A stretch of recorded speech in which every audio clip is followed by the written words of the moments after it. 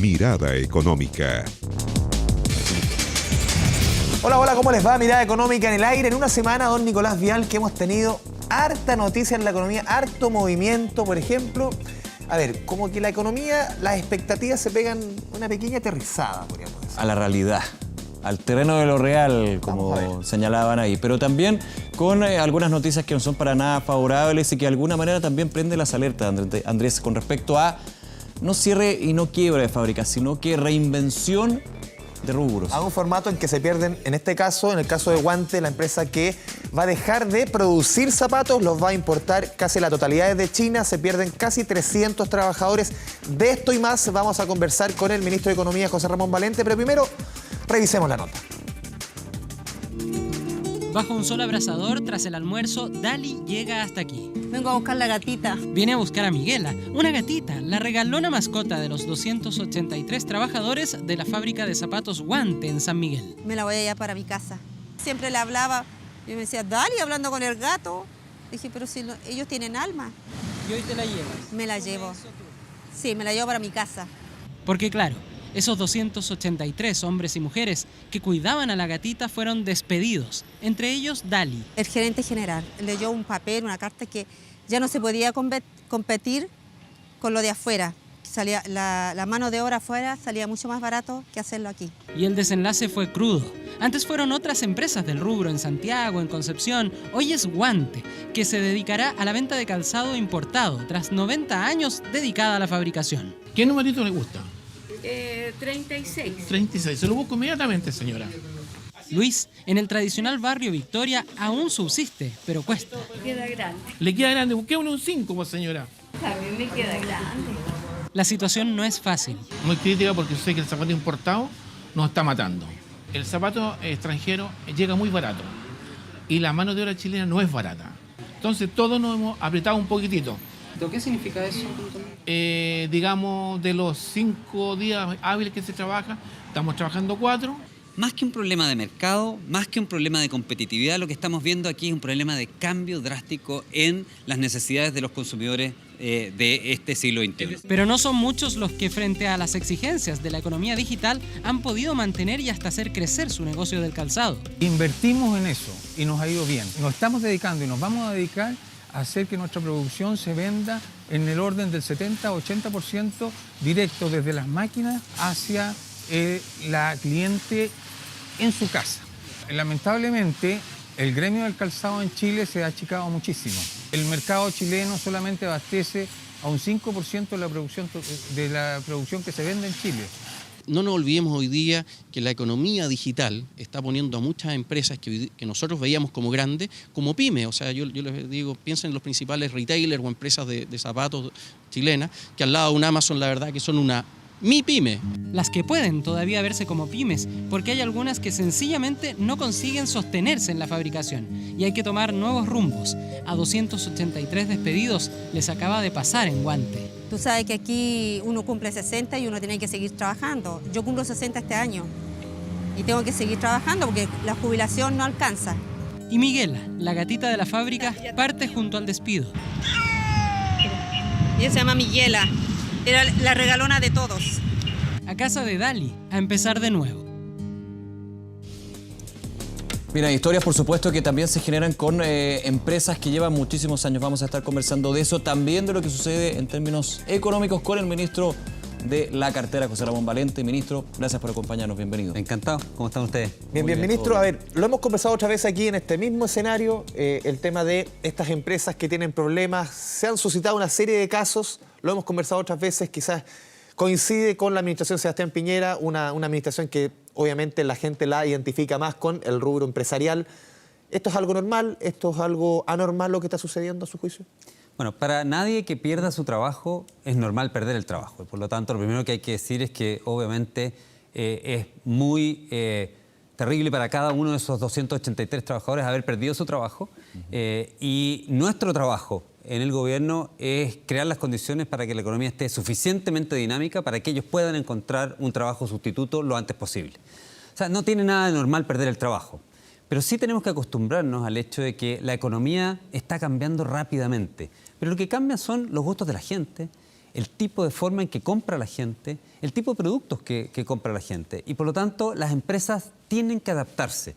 Y no hay nada que se pueda hacer contra una empresa que no se adapta a los gustos de los consumidores del siglo XXI. No puede vender en el siglo XXI las mismas cosas que a lo mejor podía vender en el siglo XX, porque son nuevos consumidores, nuevos gustos, nuevas realidades. Y por lo tanto lo que vemos es que hay empresas que efectivamente no son capaces de adaptarse y lamentablemente cierran. Pero al mismo tiempo vemos otras que sí son capaces de adaptarse o vemos nuevos emprendimientos. Por ejemplo, les puedo decir que enero y febrero hemos vuelto a batir récord de creación de empresas en Chile. Eso nos habla de que hay mucha gente que está emprendiendo, que está buscando nuevos productos, nuevos servicios y que obviamente son los puestos de trabajo que reemplazan a aquellos que se van perdiendo. O sea, se va generando nuevos espacios, podríamos decir. Y así es. Y de hecho, mira, me tocó la semana pasada ir justamente y por coincidencia a una fábrica de zapatos nueva de una emprendedora, lleva 2 años. Esa emprendedora produce zapatos de alta calidad con artesanos chilenos y que se venden mayoritariamente en el mercado australiano. Ahí te das cuenta de una realidad de en el mismo mercado donde se están cerrando empresas, a la vez se están abriendo empresas. Obviamente esta es bastante más chica que la que se está cerrando, pero varias de estas sí compensan ¿no es cierto?, que se está cerrando y nos muestra que al final el tema es la forma en que uno vende, el tipo de productos, los mercados y sobre todo el saber leer bien al consumidor del siglo XXI. A ver, esos desafíos, ministro, van a ser algunos de los puntos que de hecho se van a tratar, y a usted lo van a poner como en el punto ahí de la crítica, en este seminario Revolución Microeconómica, que principalmente, para que lo entiendan, son economistas top, nombres muy fuertes, de hecho, exministros de Hacienda, expresidentes del Banco Central también, que van a evaluar la gestión que ha tenido el Ministerio de Economía en este año de funcionamiento. La situación de empresas que cierran, la situación de la reconversión laboral, también la inversión. ¿Cuáles son los grandes puntos que se van a tratar en esta revolución microeconómica? Mira, este es un seminario que convocamos nosotros. Nosotros convocamos a todos esos economistas, esos nombres, Rodrigo Valdés, Rodrigo Vergara, presidente del Banco Central y ex ministro de Hacienda, Klaus Schmidt-Hebel, está Sebastián Edwards. Son 9 economistas que los convocamos con básicamente decirles, mire, abiertamente, queremos que evalúen nuestra gestión en el Ministerio de Economía, pero además, más allá del Ministerio de Economía, en el equipo económico, en lo que se refiere a reformas microeconómicas. Hablamos mucho de reforma laboral, hablamos típicamente de reforma de pensiones, hablamos, ¿no es cierto?, de la reforma tributaria. Bueno, hay una serie de otras cosas que como gobierno estamos haciendo para que esta economía chilena siga creciendo en el largo plazo, para que este motor que es tan complejo, que tiene tantas piezas, a lo mejor son piezas más chiquititas, pero pueden estar un poquito oxidadas y nosotros las estamos tratando de cambiar. Queremos que genuinamente nos digan, mire, van por el buen camino, van por el mal camino, nosotros haríamos esto o haríamos esto otro, deben ir más por este lado. Yo creo que al final las autoridades, quienes estamos, ¿no es cierto?, en posición de autoridad como ministro, es bueno darse un tiempo para que otros nos evalúen y nos vean. Es parte, ¿no es cierto?, de la transparencia que estos tiempos existen. ¿Y por qué no hacerlo en privado, que generalmente se aplica eso, pedir la opinión o muchas veces cuando llega la opinión?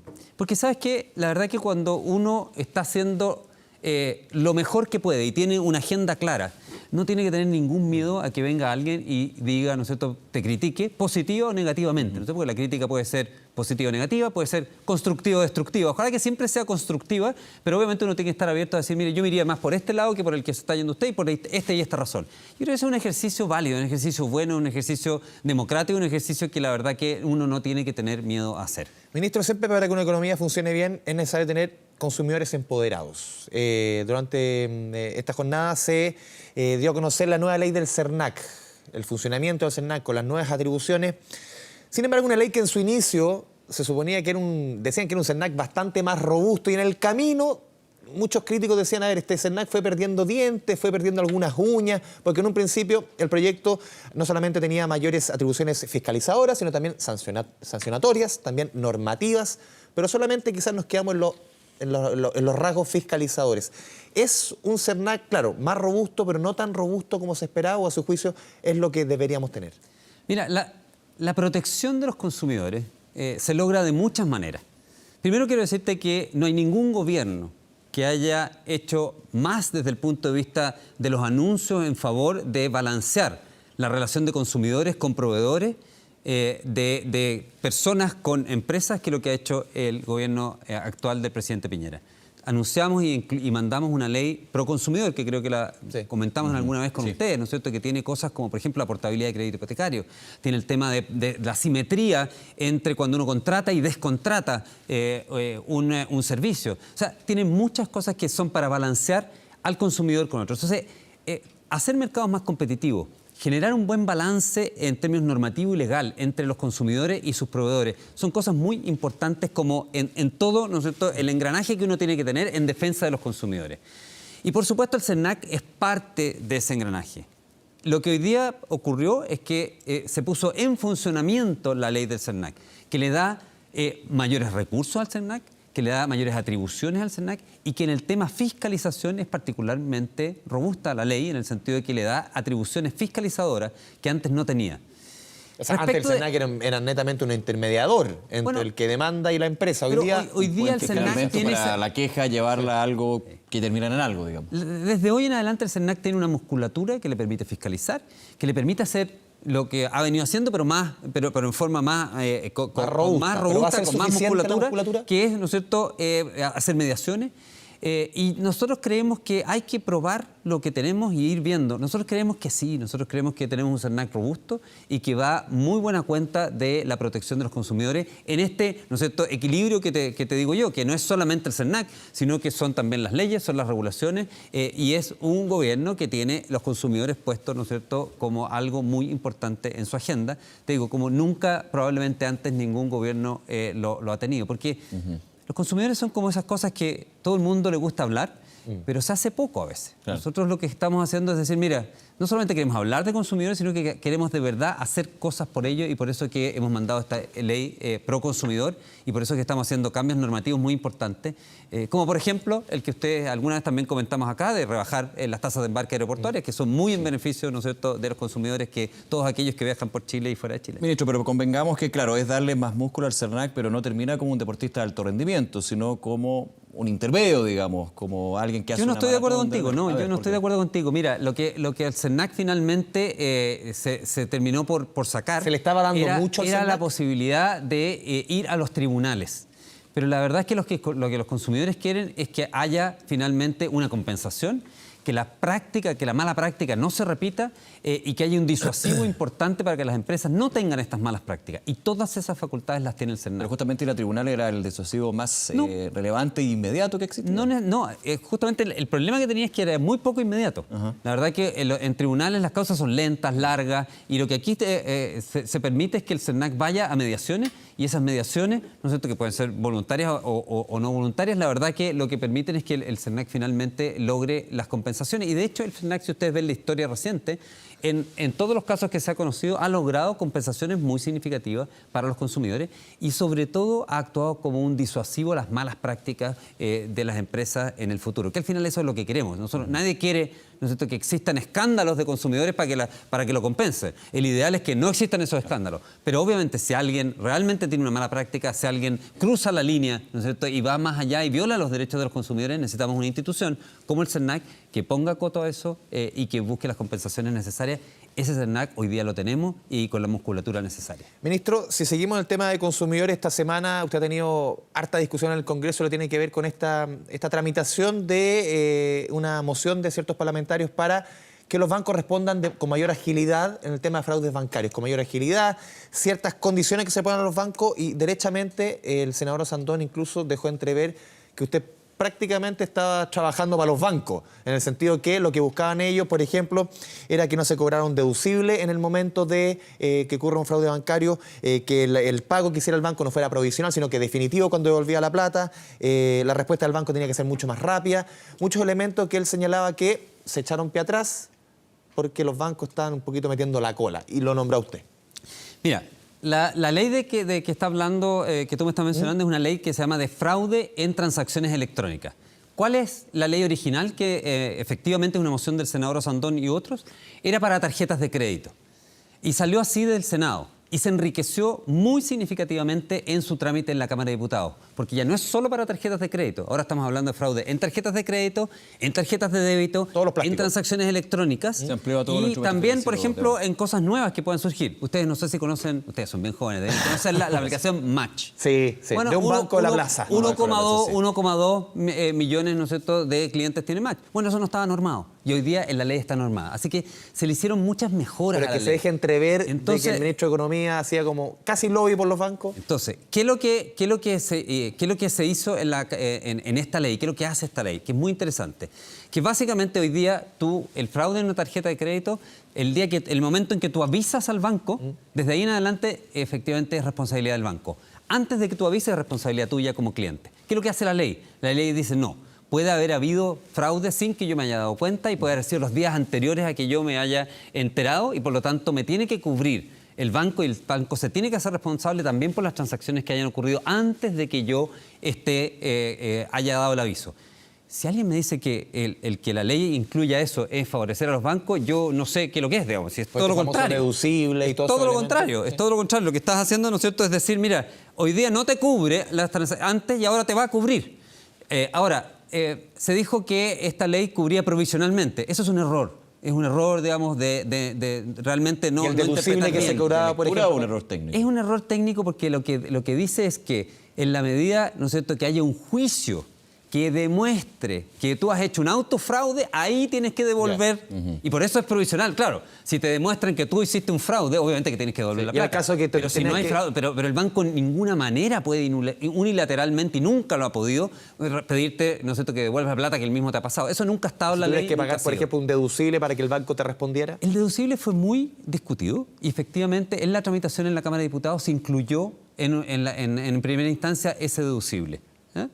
El deducible era 15.000 pesos. Es como decir, mira, te robaron 100.000, pero los primeros 15.000 corren por tu cuenta, los otros, ¿no es cierto?, corren por cuenta del banco. Eso era básicamente el deducible. ¿Quién propuso eso? Un banco, el Banco Central de Chile. Si eso es lobby, y lo propuso abiertamente a todos los chilenos mirando a la Cámara y en la Comisión de Economía, bueno, la verdad que no me parece que eso sea lobby. Es simplemente una práctica que se utiliza en Estados Unidos, una práctica que se utiliza en Europa y que el Banco Central de Chile le pareció interesante, a la Comisión de Economía le pareció que era algo interesante para balancear los riesgos, a nosotros también, y así pasó. Pero te quiero dar una noticia. El lunes se volvió el proyecto a la Cámara de Diputados y se eliminó ese deducible, y va a ir sin ese deducible, y por lo tanto, digamos, el proyecto hoy día es un proyecto que definitivamente, como siempre lo ha sido, es en favor de los consumidores. Eso es lo que quiso hacer el senador Osandón originalmente, eso es lo que está el proyecto, enriqueciendo la moción original del senador Osandón. Yo creo que no hay controversia aquí y yo creo que es un poquitito artificial la controversia que se ha armado. Este es definitivamente un proyecto favorable para los consumidores, siempre lo ha sido, está mejor el proyecto que en su paso por el Senado y ojalá sea aprobado rápidamente en la Cámara de Diputados y en el Senado para que sea favorable para todos los consumidores de Chile. Hacemos una pausa en Mirada Económica, estamos conversando con el ministro de Economía, varios temas que a la vuelta retomamos aquí en la mesa del programa.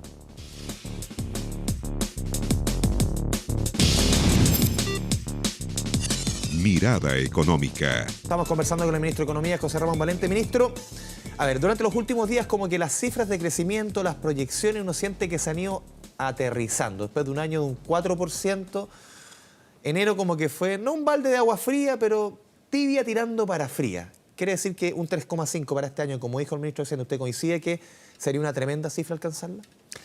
Mira, nosotros como gobierno estamos trabajando para que la economía chilena siga en marcha. Se puso en marcha el año pasado, sigue en marcha y esa marcha queremos que sea ojalá de un crecimiento del 4% al año. Vamos a trabajar firmemente para que eso sea el caso. Pero es imposible pretender, ¿no es cierto?, que esto sea como una línea recta. Obviamente vamos a encontrar baches en el camino, vamos a encontrar meses más malos, meses mejores, por circunstancias distintas. Puede ser la guerra comercial, pueden ser distintas circunstancias, ¿no es cierto? Pero en la medida que nosotros sentemos las bases para el crecimiento de largo plazo de la economía en torno al 4%, eso es lo que va a permitir generar empleo, eso es lo que va a permitir que la gente sienta un bienestar, una mejora significativa en su bienestar, y para eso es lo que estamos trabajando. Ministro, perdón, y que lo hemos hablado ya varias semanas y creo que no es por ser reiterativo, pero creo que es importante, el rezago. Un rezago que se ve en las cifras de empleo, en la creación de los puestos de trabajo, en los salarios, cuando de alguna manera ese rezago empieza a correr para otro lado y finalmente esta reactivación que tanto se espera se concreta? Pues mira, las cifras de empleo asalariado del sector privado, que son las que conocemos de realidad, ¿no es cierto?, clara, porque las cifras del INE, el mismo INE ha dicho que está en un proceso de corrección, ¿no es cierto?, en un proceso de revisión de sus cifras y que probablemente sus cifras están subestimando la creación de empleo. Entonces, ¿qué es lo que conocemos? Conocemos la cifra de los datos administrativos que se llaman, que es seguro de desempleo, y las cifras de los nuevos cotizantes de AFP. Eso nos dan cuenta que el empleo asalariado privado, ese empleo de calidad, creció del orden de 170.000 nuevos empleos el año pasado. Es una buena cifra de empleo, ¿eh? Y nos muestra dinamismo en ese mercado. Esa misma cifra era mucho menor en los años anteriores y se creaba básicamente empleo que era, digamos, de mala calidad, empleo que no era permanente en el tiempo, porque era empleo del sector público que no puede seguirlo creando en forma siempre, ¿no es cierto? Porque si no, no podemos pasar a ser todo empleado del sector público, o empleos que eran informales. Entonces, es una buena cifra de empleo. Y en salario, fíjate, las últimas cifras de crecimiento salario nos muestran crecimiento de los salarios reales en torno al 2%, que también es una cifra bastante más alta de la que hemos observado y bastante en línea con lo que uno debiera observar en el largo plazo. Yo creo que el dinamismo que mostró la economía chilena durante el 2018 fue muy bueno. Vamos a hacer todo lo posible por mantenerlo y eso la gente, en la medida que se vaya acumulando, cuando tienes un año bueno, después otro año bueno, después un tercer año bueno, la gente va a ir sintiendo muy claramente el bienestar, porque claro, tú dices, mira, el 4% a lo mejor no es mucho, pero cuando es 4 sobre 4 o 3,5 sobre 4, la verdad que empiezas a sentir, ¿no es cierto?, esa diferencia de crecer al 1,5% versus crecer al 4%, que te hace un mundo de diferencia cuando acumulas varios años. A lo mejor en un año es más difícil de percibir, pero cuando acumulas varios años, esto se percibe y se siente de una forma muy significativa. Ministro, en una entrevista esta semana en un diario, un alto directivo de una calificadora de riesgo, si no me equivoco era Fitch Rate, decía, a ver, este 4% que se logró el año pasado tenía que ver más con un espíritu o con un tema cíclico que algo estructural. ¿Cómo toma eso? Es decir, a ver, esto subió porque el cobre subió por un tema cíclico en el mundo, no se debe tanto a la buena pega que se hizo acá. ¿Cómo lo toma? Mira, yo ya le he dicho varias veces, nosotros, y tú mencionaste el seminario que tenemos, ¿no es cierto?, y que hemos puesto, que se llama Revolución Microeconómica. Se llama Revolución Microeconómica porque estamos, en el fondo, revolucionando la forma en que nos aproximamos a ponerle de verdad ruedas a esta economía para que ande mucho más rápido de lo que venía andando.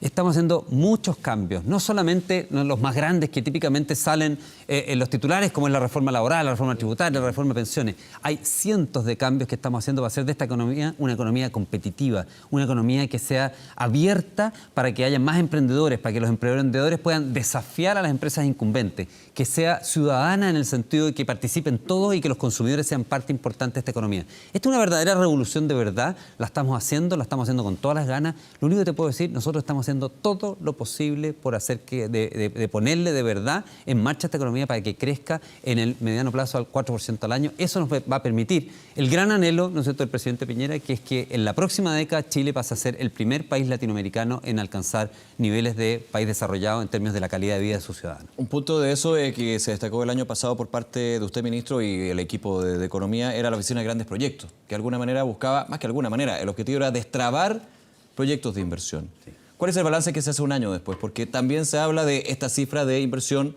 que ha cambiado, pero que cambió mucho más por un tema de renovación de equipos que por nuevos proyectos de inversión. Y eso de alguna manera es esta benzina que se necesita para el motor de la economía. Sí. Bueno, vamos a hacer un balance de GPS, de esta oficina que dices tú, muy luego, así que vamos a ver si me invitan a que les cuente ese balance, pero les puedo decir que la inversión tuvo 4 años consecutivos de caída. Cuando entramos nosotros al gobierno en marzo del 2018, el Banco Central de Chile tenía una proyección de crecimiento para la inversión 2018 y era de 3,2%. El próximo lunes vamos a conocer la cifra definitiva, pero esa cifra va a estar muy cerca del 6%, que es la meta que nosotros nos dimos como gobierno, que era duplicar lo que había como expectativa y, por supuesto, era multiplicar por varias veces lo que había ocurrido en los 4 años anteriores. Si logramos que la inversión siga creciendo al 6% al año, de aquí en adelante vamos a dar un salto gigantesco desde el punto de vista de la capacidad, las raíces, la base que le vamos a haber generado de crecimiento a largo plazo a la economía. Y parte de ese nuevo impulso que está mostrando la inversión tiene que ver con los esfuerzos de GPS. Así que cuando hagamos el balance te lo voy a mostrar, porque de hecho nosotros mandamos a hacer un interesante estudio para ver cómo hemos logrado a través de GPS reducir los tiempos de tramitación de los proyectos de inversión y dar mayores certezas jurídicas. Ministro, se nos va el tiempo, no puedo dejar de preguntarle por... tiene que ver con un tema que es fundamental hoy día en la discusión, no solamente económica, de todos los ámbitos. La pasada movilización del 8M. ¿Cómo hacemos para que nuestra economía, sobre todo en la toma de decisiones, cuando vemos números que se mantienen, que, por ejemplo, en las empresas IPSA, un 6% de las directoras son mujeres, que no hay gerentas generales, que no hay grandes directivas. Eso se traslada al sector privado casi en su mayoría. ¿Cómo hacemos para empujar ese carro? Porque es difícil hablar de equidad salarial, de equidad de género, cuando en la toma de decisiones, quienes toman las decisiones no están conscientes de lo fundamental que significa para una economía. Si la economía queremos que sea desarrollada, si sumamos a las mujeres va a ser mucho más fácil. ¿Cómo lo hacemos ese llamado? Pues tú tienes toda la razón. O sea, parte de estas modificaciones normativas que estamos haciendo nosotros tienen que ver con eliminar cualquier vestigio de discriminación en contra de las mujeres o en contra de algún sector social particular o a lo mejor de una etnia, porque la verdad es que lo que queremos es que sea nuestro sistema económico lo más inclusivo que se pueda hacer, que no discrimine, ¿no es cierto?, ni por color, ni por raza, ni por género, ni por nacionalidad. La verdad que eso no es una economía que pueda subsistir en las necesidades del siglo XXI, digamos. Necesitamos toda la diversidad, el talento, la cultura que está en la diversidad de quienes conforman la sociedad para que realmente esa diversidad genere nuevo emprendimiento y nos genere una economía dinámica y competitiva.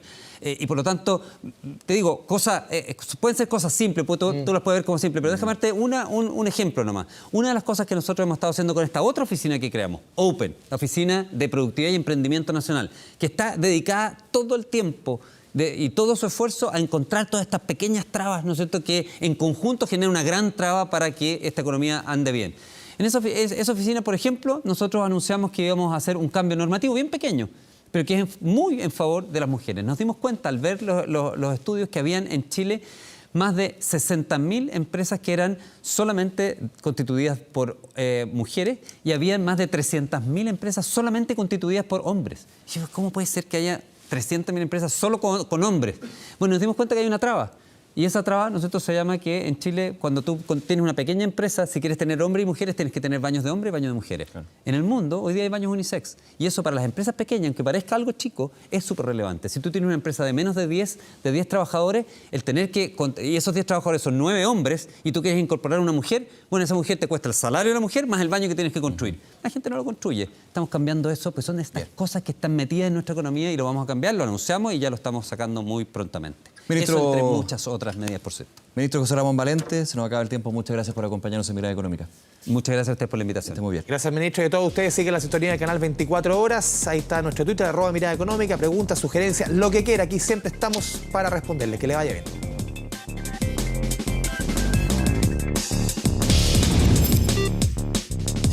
Mirada Económica.